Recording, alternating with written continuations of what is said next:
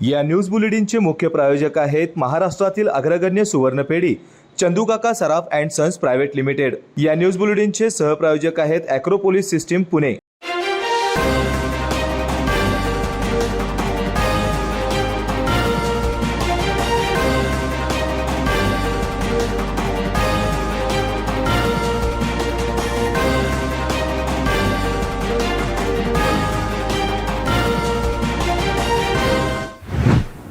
नमस्कार, मी सुरेखा। तारा न्यूजमध्ये आपलं स्वागत। पाहूयातच दिवसभरातील महत्त्वाच्या घडामोडी। बोगस नोकर भरती संदर्भात सहनिबंधक छत्रीकर यांच्या चौकशीचा अहवाल जून 2023 मध्ये सहकार आयुक्त यांना सादर केला आहे। तसेच बँकेत 2016 पासून पडून असलेल्या 500,000 रुपयाच्या नोटा याबद्दल देखील घोटाळा आहे। या अहवालामध्ये सांगली जिल्हा मध्यवर्ती सहकारी बँकेचे संचालक व अधिकारी दोषी असल्याचं नमूद आहे। याबाबत विभागीय सहनिबंधक सहकारी संस्था कोल्हापूर विभाग कोल्हापूर यांच्याकडे शिवसेना उपतालुका मिरज प्रमुखांनी दोषी संचालक अधिकारी यांच्यावर गुन्हे दाखल करण्याची मागणी केली आहे। या मागणीसाठी ते याबाबत विभागीय सहनिबंधक सहकारी संस्था कोल्हापूर कार्यालयासमोर आंदोलनास बसले आहेत। याबाबतचा आढावा आमच्या प्रतिनिधी पौर्णिमा यांनी घेतला आहे। नमस्कार, मी पौर्णिमा पवार। तारा न्यूजमध्ये आपलं सहर्ष स्वागत आहे। कालपासून जे बेमुदत आंदोलन चाललेलं आहे, जिल्हा कार्यालयासमोर जे बेमुदत आंदोलन चाललेलं आहे त्याचे उपतालुका प्रमुख माननीय विनायक एडकीजी त्यांच्या ज्या मागण्या आहेत त्या आपल्याला आज आपल्यासमोर सांगतील। आमच्या सांगलीमध्ये सांगली जिल्हा मध्यवर्ती बँक हा जवळजवळ 900 कोटीचा घोटाळा आहे। यांनी बोगस भरती करून 2019 साली बोगस भरती केलेली आहे। 425 मुलांची बोगस भरती झालेली आहे। त्या संदर्भात त्या भरतीचा अहवाल आणि त्या संदर्भात एक छत्रीकर DT छत्रीकर यांनी अहवाल दिलेला होता।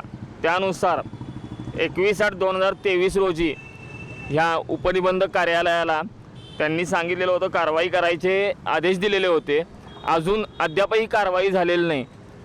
नोकर भरती असू द्या किंवा नोटाबंदी 16,63,500 आणि 2,000च्या नोटाबंदी काळातल्या बँकेमध्ये पडून आहेत, त्याच्याकडे सुद्धा यांचं लक्ष नाही आहे।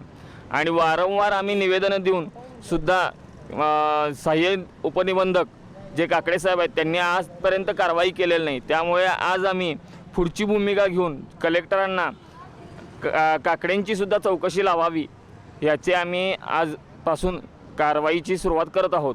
कालपासून आम्ही उपोषणाला बसलेलो असताना काकडे साहेबांच्या ऑफिसमधून किंवा या उपनिबंधक ऑफिसमधून एकही कोणीही चौकशीसाठी आलेलं नाही किंवा कर्मचारी चौकशीसाठी सुद्धा आलेले नाहीत। आणि दखल घेत नसले तर उद्यापासून आम्ही पाणीसुद्धा त्याग करू आणि यांच्यावर लवकरात लवकर सरकारने सुद्धा कडक कारवाई करावी, कारण हा पैसा जनतेचा आहे, कोणत्याही अधिकाऱ्यांचा नाही। नाईक कारखान्यांनी सुद्धा गेली 3 वर्षामध्ये जे कर्ज घेतलेले आहेत त्यांच्या रकमासुद्धा मोठ्या आहेत। 22 मुद्द्यांवर आम्ही हे उपोषण चालू ठेवलेलं आहे आणि हे पुढं जर यांनी कोणतीही कारवाई केली नाही 88 नुसार यांच्यावर कारवाई करावी एवढी आमची मागणी आहे। जर कारवाई झाली नाही तर पाणीसुद्धा त्यागणार आहोत। आणि याच्या पुढचा जो निकाल आहे तो तुमच्या पद्धतीने कसा लावाल याबद्दल तुम्ही सांगा। जोपर्यंत यांनी 88 नुसार कारवाई करत नाहीत, जोपर्यंत 88 नुसार कारवाई करत नाहीत, 83 नुसार छत्रीकरांच्या अहवालामध्ये 5 जण वरिष्ठ अधिकारी होते, त्यांनी यांना कारवाई करण्याचे आदेश दिलेले आहेत। खरं पण यांनी अद्याप कारवाई करत नाहीत। जर यांनी कारवाई करायला टाळाटाळ जर केली तर उद्यापासून आंदोलनाची तीव्रता म्हणून पाणीसुद्धा त्यागण्यात येईल। जोपर्यंत यांनी पूर्ण कारवाई कंप्लीट करत नाहीत तोपर्यंत पाणी त्याग, मग त्याचे काय असतील ते पडसाद यांना भोगावे लागतील। सदर आंदोलनाबाबत विभागीय सहनिबंधक यांना याबाबत विचारणा केली असता आंदोलकांच्या मागणीप्रमाणे या प्रकरणाची कायदेशीर शहानिशा करण्यास थोडा वेळ लागेल। या कारवाईस थोडा उशीर लागेल, पण आमचे काम सुरू आहे। आंदोलकांना न्याय देण्याचा आम्ही प्रयत्न करू असे आश्वासन त्यांनी दिले। राजू शेट्टी यांनी गतवर्षीच्या हंगामातील 400 रुपये दुसरा हप्ता तसेच चालू वर्षीचा ऊसाचा दर या मागणीसाठी त्याने आक्रोश पदयात्रा सुरू केली होती। ती 30 ऑक्टोबर रोजी मराठा आरक्षणाच्या पार्श्वभूमीवर खंडित केली होती, ती आज पुन्हा सुरू केली आहे। स्वाभिमानी शेतकरी संघटनेच्या वतीने उसाला चालू हंगामातील दर तसेच मागील हंगामातील 400 रुपये हप्ता मिळावा यासाठी आक्रोश पदयात्रा सुरू केली होती. ती 30 ऑक्टोबर रोजी खंडित झाली होती. आज मराठा आरक्षण आंदोलन मागे घेतल्याने खंडित झालेली पदयात्रा आज सुरू केली. ही पदयात्रा राजाराम बापू सहकारी साखर कारखान्यापासून सुरू झाली आहे. ही पदयात्रा 7 नोव्हेंबरपर्यंत असून खंडित कालावधीतील पदयात्रा 8 तारखेनंतर घेण्यात येणार असल्याचे राजू शेट्टी यांनी सांगितले. आणि 7 तारखेला जयसिंगपूरच्या ऊस परिषदेमध्ये आम्ही आता पोहोचणार आहोत.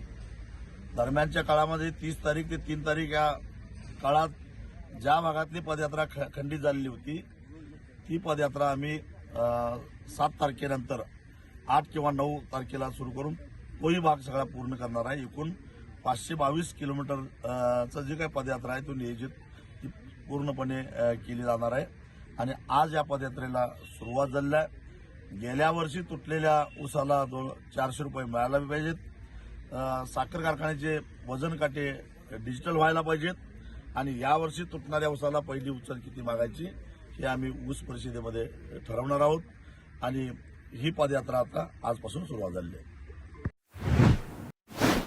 शिवाजी विद्यापीठाच्या ऑक्टोबर-नोव्हेंबर हिवाळी सत्रातील पदवी पदव्युत्तर अभ्यासक्रमाच्या परीक्षांतर्गत आज अखेर सुमारे 400 कॉपी गैरप्रकार प्रकरणे आढळून आली आहेत. शिवाजी विद्यापीठात गुरुवारी master of commerce, computer application, bachelor of arts education, master arts योगशास्त्र, business administration, master dramatic, rural studies, master arts, women studies यादी 26 अभ्यासक्रमांच्या परीक्षा सुरळीत झाल्या. 4,451 विद्यार्थ्यांपैकी 402 विद्यार्थी गैरहजर होते.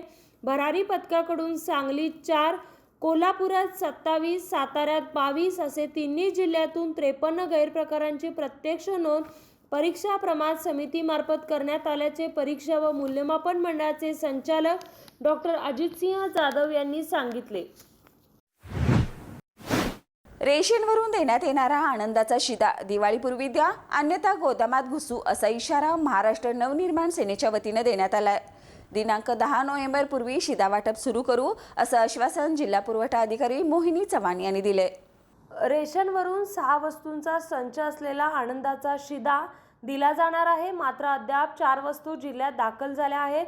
आनंदाचा शिदा देण्यासाठी आवश्यक पिशव्यांची उपलब्धता अजून झालेली नाही.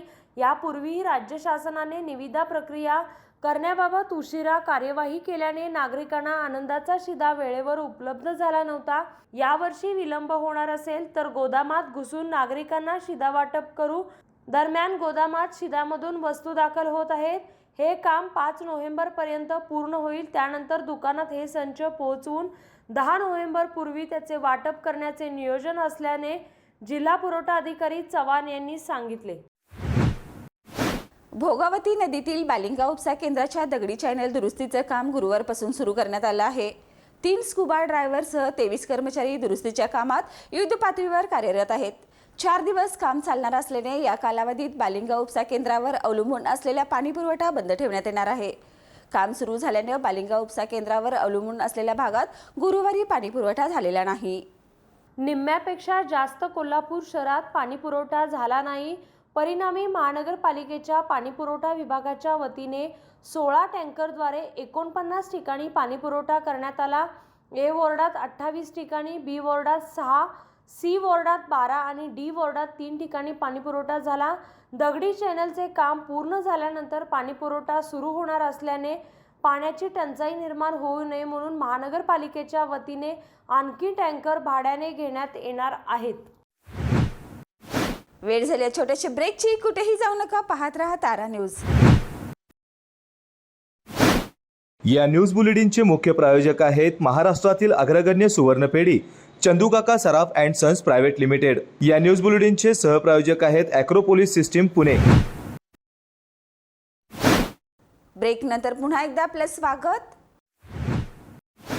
कोल्हापूर महानगरपालिकेत राजारामपुरी विभागीय कार्यालय क्रमांक 3 मधील घरपाळा विभागात कार्यरत असलेले 2 मुकादम लिपिक 3,500ची लाच घेताना लाचलुचपत प्रतिबंधक विभागाच्या जाळ्यात रंगेहात सापडलेत.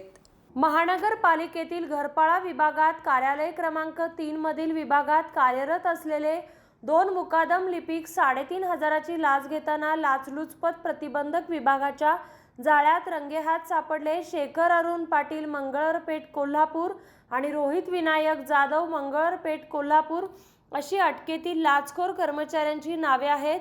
तक्रारदाराने खरेदी केलेल्या मालमत्तेची घरपाळा पत्रकावर नोंद करण्यासाठी कर्मचाऱ्यांनी लाच स्वीकारली. ही कारवाई गुरुवारी सायंकाळी राजारामपुरी येथील कार्यालयात झाली. लाचलुचपत प्रतिबंधक विभागाचे उपअधीक्षक सरदार नाळे यांनी दिलेल्या माहितीनुसार तक्रारदाराने राजारामपुरी परिसरात नवीन घर खरेदी केले होते. या मालमत्तेची महानगरपालिकेच्या घरपाळा विभागात नोंद करण्यासाठी त्यांनी अर्ज दिला होता. मालमत्ता नोंद करण्यासाठी मुकादम लिपिक शेखर पाटील याने तक्रारदाराकडे 5,000 रुपयाची मागणी केली. याबाबत तक्रारदाराने 2 दिवसापूर्वी लाचलुचपत प्रतिबंधक विभागात तक्रार दिली. तक्रारीची पडताळणी करून एसीबीच्या पथकाने गुरुवारी राजारामपुरी विभागीय कार्यालयात सापळा रचला.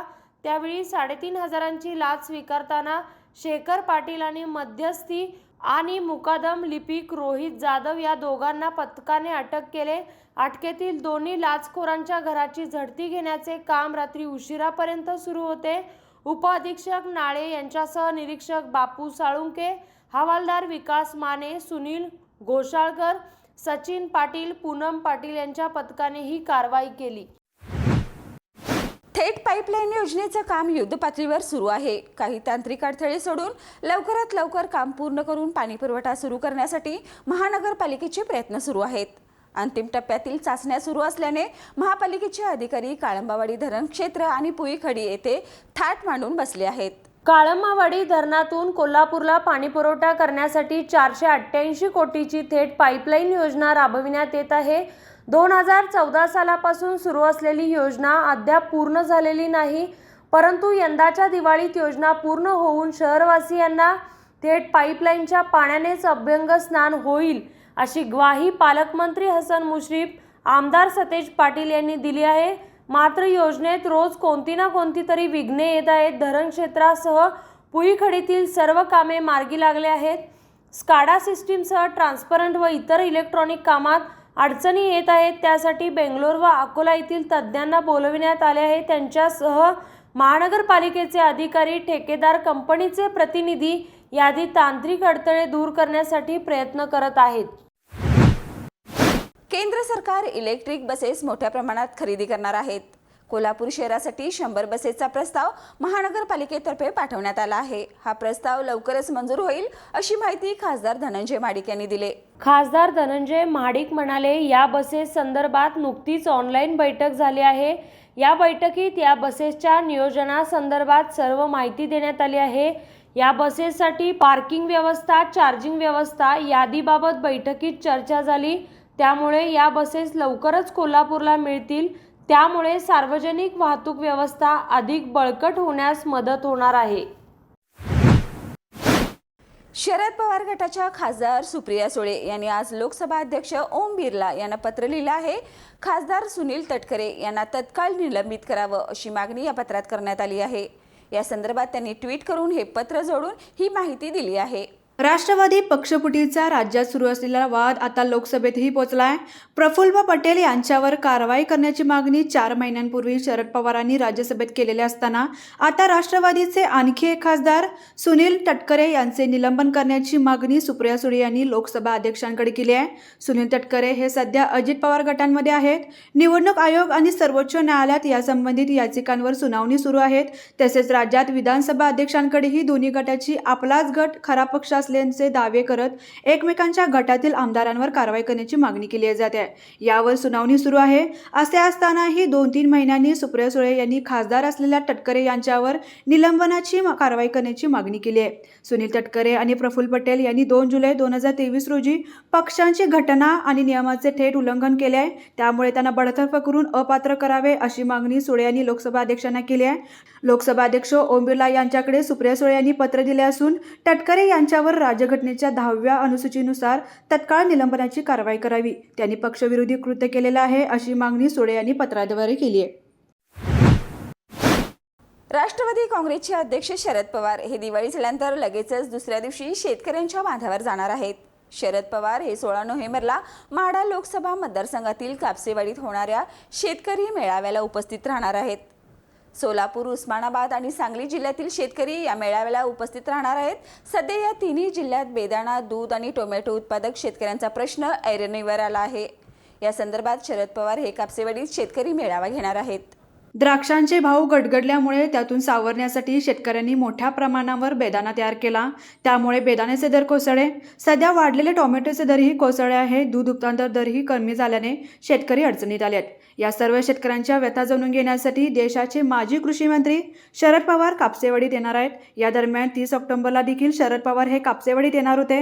मात्र अचानक ऐनवेळी त्यांचा दौरा रद्द झाला होता. त्यामुळे शेतकरी नाराज झाले होते. मात्र आता येत्या 16 नोव्हेंबरला शरद पवार कापसेवाडीत येणार असल्याची माहिती कृषीनिष्ठ परिवाराचे नितीन कापसे यांनी दिली. सध्या सर्वत्र फक्त आणि फक्त कंगना राणावत आणि तिच्या राजकारणातील प्रवेशाची चर्चा. अभिनेत्री गुजरात येथील द्वारका मंदिरात पोहोचली होती. अभिनेत्रीने देवाचं दर्शन घेतलं आणि माध्यमांसोबत संवाद साधला. कंगना हिने राजकारणातील प्रवेशाबद्दल मोठं वक्तव्य केलं आहे. अभिनेत्री कंगना ही कायम कोणत्या ना कोणत्या कारणामुळे चर्चेत असते. आता देखील अभिनेत्रीने एक मोठं वक्तव्य केलं आणि सर्वांचं लक्ष वेधून घेतलंय. यावेळी कंगना हिने राजकारणातील एंट्रीचे संकेत दिले. तेजस सिनेमा प्रदर्शित झाल्यानंतर कंगना गुजरात येथील द्वारका मंदिरात पोहोचली होती. तिने देवाचे दर्शन घेतले आणि माध्यमांसोबत संवाद साधला. कंगना हिने राजकारणातील प्रवेशाबद्दल मोठं वक्तव्य केलंय. जय श्री कृष्णाची कृपा असेल तर लोकसभा निवडणूक लढवेन असं अभिनेत्री म्हणाली. सध्या सर्वत्र फक्त आणि फक्त कंगनाची चर्चा रंगली आहे. कंगना हिचा नुकताच प्रदर्शित झालेला तेजस सिनेमा फ्लॉप ठरला आहे. सध्या अभिनेत्रीचा प्रत्येक सिनेमा फ्लॉप ठरत आहे. कंगना लवकरच इमर्जन्सी सिनेमाच्या माध्यमातून चाहत्यांच्या भेटीला येणार आहे. इमर्जन्सी सिनेमात कंगना माजी पंतप्रधान इंदिरा गांधी यांच्या भूमिकेत दिसणार आहे. भाजपच्या प्रचारासाठी देवेंद्र फडणवीस छत्तीसगडच्या दौऱ्यावर असल्याने उद्धव ठाकरेंनी टीका केली होती. त्यावर जरांगे पाटील यांचं उपोषण सुटेपर्यंत तुम्हाला थांबता आलं नाही का? हीच का तुमची मराठा आरक्षणाची काळजी? असा सवाल राणेंनी सोशल मीडियावर ट्विट करत ठाकरेंवर निशाणा साधला आहे. मराठा आंदोलन दरम्यान देवेंद्र फडणवीस पक्षाच्या प्रचारासाठी छत्तीसगड दौऱ्यावर असताना ठाकरेंनी टीका केली होती. त्यावरून नितेश राणे यांनी सोशल मीडियावर ट्विट करत ठाकरेंवर निशाणा साधला. ते म्हणाले, ठाकरे कुटुंब काल दुपारी 1 वाजता देहरादूनला रवाना झाले आहेत. हीच का तुमची मराठा आरक्षणाची काळजी? जरांगे पाटील यांचं उपोषण सुटेपर्यंत तुम्हाला थांबता आलं नाही, असा सवालही नितेश राणे यांनी उद्धव ठाकरे यांना केला. देवेंद्र फडणवीस पक्षाच्या कामासाठी गेले होते, कौटुंबिक सहलीसाठी गेले नव्हते असे म्हणत नितेश राणे यांनी ठाकरेंना प्रत्युत्तर दिलं. शिवसेनेचे नेते आदित्य ठाकरे यांना काही दिवसात अटक होणार आहे, त्यामुळे उद्धव ठाकरे बिथरले आहेत असा मोठा दावाही भाजप आमदार नितेश राणे यांनी केला. आज पुन्हा नितेश राणे यांनी आदित्य ठाकरेंचं नाव न घेता त्यांना डिवचलं. सुशांत सिंह राजपूत प्रकरणात लवकरच बेबी पेंग्विनला अटक होण्याची शक्यता असल्याचे ते म्हणाले. तसेच जवळपास 3 वर्षापूर्वी अभिनेता सुशांत सिंह राजपूत यांनी आत्महत्या केली होती. त्याच्या काही दिवस आधीच दिशा सालिया हिने देखील आत्महत्या केली. त्यानंतर नितेश राणे यांनी सातत्याने या दोन्ही आत्महत्या प्रकरणात आदित्य ठाकरे यांचं नाव घेतलं होतं. आता पुन्हा यांनी या प्रकरणावरून आदित्य ठाकरे यांना निशाणा साधलाय. तर या होत्या आज दिवसभरातील महत्त्वाच्या घडामोडी. पुन्हा भेटूया नवीन बातमीपत्रासह. तोपर्यंत पाहत रहा तारा न्यूज.